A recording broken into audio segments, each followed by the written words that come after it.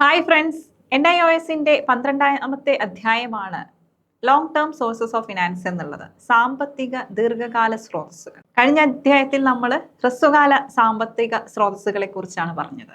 എന്താണ് ദീർഘകാല സാമ്പത്തിക സ്രോതസ്സുകൾ എന്ന് പറഞ്ഞാല് the funds which are not to be paid back within a period of 1 year is called long term sources of finance. അതായത് ഒരു വർഷത്തിനുള്ളിൽ തിരിച്ചടയ്ക്കാത്ത ഫണ്ടുകളെയാണ് നമ്മൾ എന്തെന്ന് പറയുന്നത്? ദീർഘകാല ഫണ്ടുകൾ എന്ന് പറയുന്നത്. ഏതൊക്കെയാണ്? നമ്മളൊരു ഭൂമി വാങ്ങിക്കുകയാണ്, നമ്മുടെ സ്ഥാപനം ഒരു ഭൂമി വാങ്ങിക്കുകയാണ്. അതെങ്ങനെയാണ്? ഒരു വർഷത്തിൽ കൂടുതൽ നമുക്ക് അത് എന്ത് ചെയ്യാം? ഉപയോഗിക്കാം. അല്ലെങ്കിൽ മെഷീനറി വാങ്ങിക്കുകയാണ്, അസറ്റുകൾ വാങ്ങിക്കുകയാണ്. ഇതൊക്കെ ഏതിൽ വരുന്നു? ഈ ഒരു ലോങ് ടേം സോഴ്സസ് ഓഫ് ഫണ്ടിൽ വരുന്നതാണ്. Long term sources of fund can be classified into 2.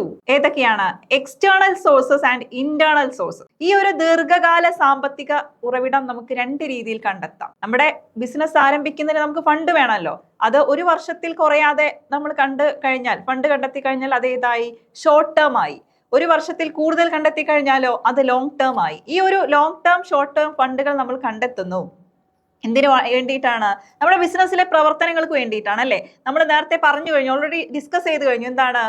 Finance is the life blood of every business. നിങ്ങൾ ഈ ഒരു സ്റ്റേറ്റ്മെന്റ് വൈസ് ക്വസ്റ്റ്യൻ എഴുതാൻ സെറ്റ് ആയിരിക്കും എനിക്കറിയാം. കാരണം എന്താണ്? നമ്മൾ ആ ഒരു പാറ്റേണിലാണ്, എങ്ങനെ ആൻസർ എഴുതണം എന്നുള്ളൊരു പാറ്റേണിലാണ് നമ്മൾ എന്ത് ചെയ്യുന്നത്? ഈ ഒരു ക്ലാസ് ഡിസ്കസ് ചെയ്ത് പോകുന്നത്. ഓക്കെ, അപ്പോൾ ഇന്റേണൽ സോഴ്സസ് ഓഫ് ഫണ്ട് ഏതാണ്?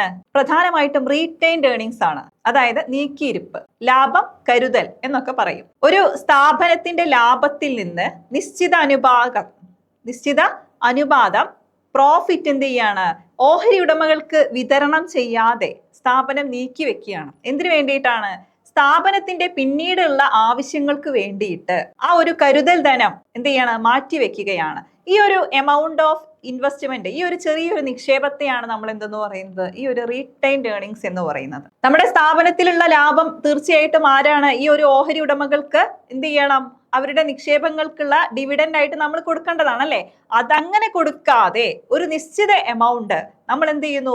ബിസിനസിന്റെ തുടർന്നുള്ള ആവശ്യങ്ങൾക്കായിട്ട് നമ്മൾ അത് എന്ത് ചെയ്യുന്നു? മാറ്റി വെക്കുന്നു. അതിനെയാണ് നമ്മൾ എന്തെന്ന് പറയുന്നത്? റീറ്റെയിൻഡ് ഏർണിങ്സ് അഥവാ ലാഭം നീക്കിയിരിപ്പ് എന്ന് പറയുന്നത്. അപ്പൊ ഈ ഒരു റീറ്റെയിൻഡ് ഏർണിങ്സ് കൊണ്ടുള്ള ഉപയോഗം അല്ലെങ്കിൽ ഇമ്പോർട്ടൻസ് പറയുകയാണെങ്കിൽ നമുക്ക് എന്താ പറയാൻ പറ്റുക? പെട്ടെന്നാണ് നമ്മുടെ ബിസിനസ് വളരെ നല്ല പുരോഗതിയിൽ മുന്നോട്ട് പോയിക്കൊണ്ടിരിക്കുകയായിരുന്നു. പെട്ടെന്ന് എന്ത് ചെയ്യുന്നു? ഒരു നഷ്ട സാധ്യത നമ്മൾ വരികയാണെങ്കിൽ നമ്മുടെ ഷെയർ ഹോൾഡേഴ്സിന് എന്ത് ചെയ്യില്ല?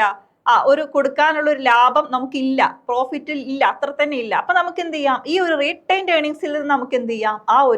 അത്ര എമൗണ്ട് ആണോ വേണ്ടത്, ആ ഒരു എമൗണ്ട് എടുത്തിട്ട് നമുക്ക് എന്ത് ചെയ്യാം? നമ്മുടെ ഷെയർ ഹോൾഡേഴ്സിന് അവരുടെ ഡിവിഡൻഡ് ലാഭവിഹിതമായിട്ട് കൊടുക്കാം. പിന്നെയോ ഫിനാൻഷ്യൽ സ്റ്റെബിലിറ്റി ഉണ്ടാക്കുകയാണ്. അതായത് സാമ്പത്തിക സ്ഥിരത ഉറപ്പുവരുത്തുന്നു. എന്താണ് കാരണം? ഈ ഒരു റീറ്റെയിൻഡ് ഏർണിങ്സ് നമ്മൾ എന്താണ്? ലാഭത്തിന്റെ ഒരു വിഹിതം മാറ്റിവെച്ച ഈ ഒരു തുക എന്ന് പറയുന്നത് ബിസിനസിന്റെ മറ്റു ആവശ്യങ്ങൾക്ക്, റിസർച്ച് ആൻഡ് ഡെവലപ്മെന്റ്, അല്ലെങ്കിൽ നമ്മളൊരു പുതിയൊരു ബിസിനസ് ആരംഭിക്കുകയാണ് പുതിയ സ്ഥലത്ത്, അല്ലെ? ആ ഒരു റിസർച്ച് ആൻഡ് ഡെവലപ്മെന്റിന് വേണ്ടിയിട്ട്, നമ്മുടെ ബ്രാഞ്ചിന്റെ ഒരു എക്സ്പാൻഷന് വേണ്ടിയിട്ട് നമുക്ക് എന്ത് ചെയ്യാം? ഉപയോഗിക്കാം. അതിലൂടെ ഈ ഒരു റീറ്റെയിൻഡ് ഏർണിങ്സ് എന്ത് ഉറപ്പുവരുത്തുന്നു? ഫിനാൻഷ്യൽ സ്റ്റെബിലിറ്റി ഉറപ്പുവരുത്തുന്നു, സാമ്പത്തിക സ്ഥിരത ഉറപ്പുവരുത്തുന്നു. പിന്നെയോ നമുക്ക് പെട്ടെന്ന് എന്ത് ചെയ്യാം? ഈ ഒരു എമൗണ്ട് എന്ത് ചെയ്യാം? റേസ് ചെയ്യാം, കണ്ടെത്താം. സ്ഥാപനത്തിനകത്താണ്, അല്ലെ?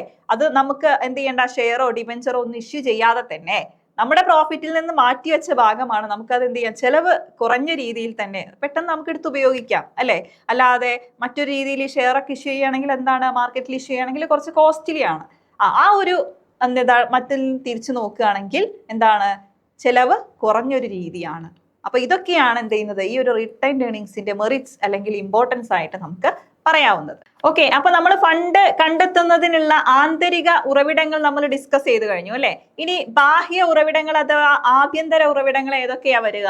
ഷെയർസ് ഇഷ്യൂ, അല്ലെ? ഷെയർ ഇഷ്യൂ ചെയ്തിട്ട്, ഡിബെഞ്ചർ ഇഷ്യൂ ചെയ്തിട്ട്, പബ്ലിക് ഡെപ്പോസിറ്റുകളിലൂടെ, കൊമേഴ്ഷ്യൽ ബാങ്കുകളിൽ നിന്നുള്ള ലോണുകളിലൂടെ, ലീസ് ഫിനാൻസിങ്, ഇവയിലൂടെയൊക്കെ നമുക്ക് എന്ത് ചെയ്യാം? ഒരു സ്ഥാപനത്തിന്റെ പുറമെ നിന്നിട്ട് സ്ഥാപനത്തിന് ആവശ്യമായിട്ടുള്ള ക്യാപിറ്റൽ കോൺട്രിബ്യൂഷൻ ചെയ്യാം, അല്ലെ? അതായത് മൂലധനം സ്വരൂപിക്കാം. എന്താണ് ഷെയർസ് എന്ന് പറഞ്ഞാൽ?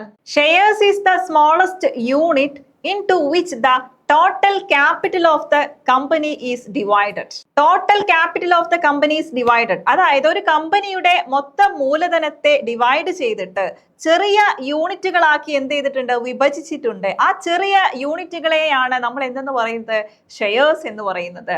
ഒരു ഉദാഹരണത്തിന് നമ്മുടെ കമ്പനി ഒരു 10 ലക്ഷം രൂപയാണ് സ്വരൂപിച്ചിട്ട് എന്ത് ചെയ്യുന്നത്, ബിസിനസ് സ്റ്റാർട്ട് ചെയ്യുന്നത്.